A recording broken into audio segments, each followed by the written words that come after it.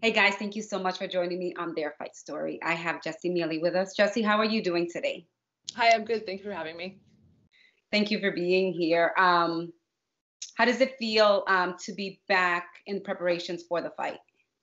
Definitely exciting. It was a little crazy with the whole, COVID. We didn't know what was going to happen, so I'm really thankful that Bellator is up and running and making things happen. I'm very excited to be here.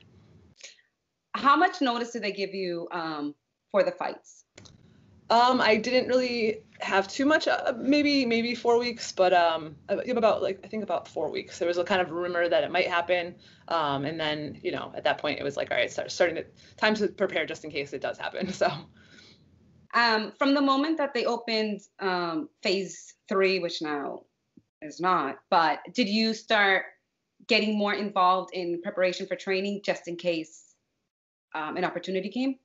Yeah, it was a little crazy. My strength and conditioning gym, I was really lucky to have them. They opened as soon as I think it was like phase one when you were allowed to open outside, and they did a lot of made sure all the precautions were in place for us to be there and kind of just like interact with a couple other people. I think it was like a 10-person max or something.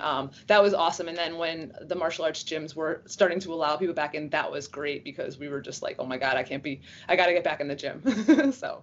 Yeah. How has this, I guess, COVID changed your way of training? Definitely, like I used to train maybe twice a day, every day, except for like 1 or 2 days off when I'm not like fighting. Sometimes 3 times a day. As fight camp, it's usually about 3 times a day. So it was weird to be home, kind of stuck at home. I was trying to find more active outdoor things to do. It was mentally definitely straining, just kind of like, what am I going to do with myself? So definitely more of an appreciation for the fact that I can be physical. I'm lucky that I'm healthy and, I'm not sick, which a lot of people got sick. And, I'm really just happy to be able to do stuff and appreciate like the outdoors more and things. So as far as this whole new process, how is this working with Bellator and the screenings and all of that? It's okay. There's a lot more the questions, for example, like you need to just say, have you interacted with anyone that has had COVID in the past? Do you feel dizzy? Do you feel so? There's more questions for everything, not just even like just blood work or a physical. There you have to wear masks constantly, always. And there's a lot of hand sanitizer, a lot of washing your hands, but I'm just really glad that they are being as careful. My parents, for example, my mom is a nurse and she's very happy that everybody's taking precautions for us. We are, there's quarantining for athletes so that way we can make sure we all have tests that come back that are negative for COVID and everything from that sense. So it's different, but I'm still just really happy to be here and just so thankful that they're allowing us to fight. How long does it take for you to get your results? Did they tell you? And I don't exactly. This is the first time that I think this. Yeah, so I'm not really sure exactly when, but I know that I have to just kind of wait until they come back negative, which they're coming back negative. And go from there. Oh, so it could be 24 hours. It could be 3 days. I'm pretty sure it's probably within 24 hours, but yeah, I think they're also probably going to make sure that they can gather all of the results all in one shot. They're probably not going to just be like, oh, by the way, you're okay to go, and you're not like you have to wait another 10 minutes. Like, I'm sure they have a process, but it's definitely new, so I'm not really sure exactly how it works, but I'm just, like I said before, just happy to be able to be here. Yeah. Have you trained any differently for this upcoming fight? Yeah, so when we were kind of allowed to, in theory, maybe not necessarily the gyms weren't necessarily open, but like I had a couple of training partners that I would stick with. Like they're practically family, like my coach Chris and his fiance Missy. I was always pretty much over there anyways before COVID stuff happened. So we would train. Sometimes we would train outside.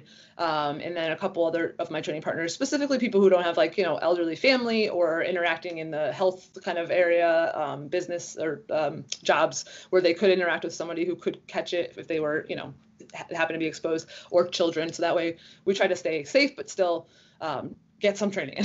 So. How did you get your name? Oh, the Widowmaker? Yes. Well, so originally when I started training, I was a little spastic, and the guys, it was a joke with the guys, a little like, you're like the Widowmaker, but my family and a lot of my sponsors have a history of heart disease, and there's a heart attack called the widowmaker that the artery gets blocked. If the artery gets blocked, then you are pretty much dead.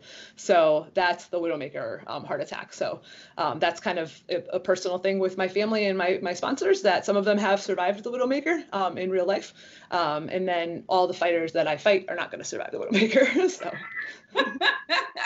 I love that.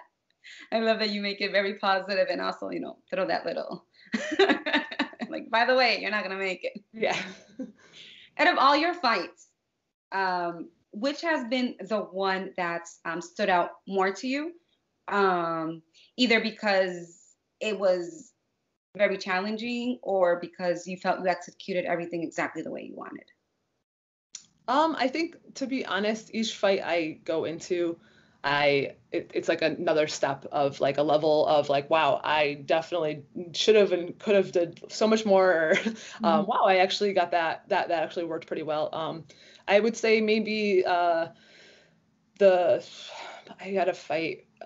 What was it, my second fight? I think it was my second pro fight. I was able to pull a armbar within like the last 5 seconds to win the fight, and then the bell rang. So I was pretty excited about that. I was just like, I'm gonna break this arm. So I was happy about that. So that was pretty exciting. But yeah, every fight I just, it's, I learn something new every time, whether it be positive or negative. Not necessarily negative. It's more like learning experience, but I definitely like to look back at them and watch myself. And a lot of times when I look, I'm like, oh my God, what was I doing there? So, that's like so important because you're ranked number 1 in New England. You're ranked number 1 in the Northeast, and you're ranked number 7 in the United States. And with that mindset, there's no doubt this is why you've made it to where you are right now. And I'm glad you said that because it's very important for the upcoming fighters that have been there for, such a long time fighting. Like, they need to really understand the mindset. And it's not about, if you lost or something didn't come out the way they wanted, you learn from it. You don't let it hinder you. And this is why you've ranked where you've been ranking. Do you have any final words? Just a thank you to all the people that before COVID, just sponsors and family and friends who have been my training partners and have been there for me, the sponsors who have supported me, and then during COVID and after COVID, the hardworking training partners and family and friends as well that stuck with me and still helped train with me. And we were careful, but like everybody was like still like, we're gonna keep going. So I'm really thankful for that people, all the support that I've had. I'm lucky for that. Thank you so much, Jessy, for your time. I hope you get plenty of rest. I hope everything comes back really quickly so you can get on track and do what you need to do to get that win. Thank you. Appreciate it. Have a great day. Okay. Talk to you later. Thank you. Bye.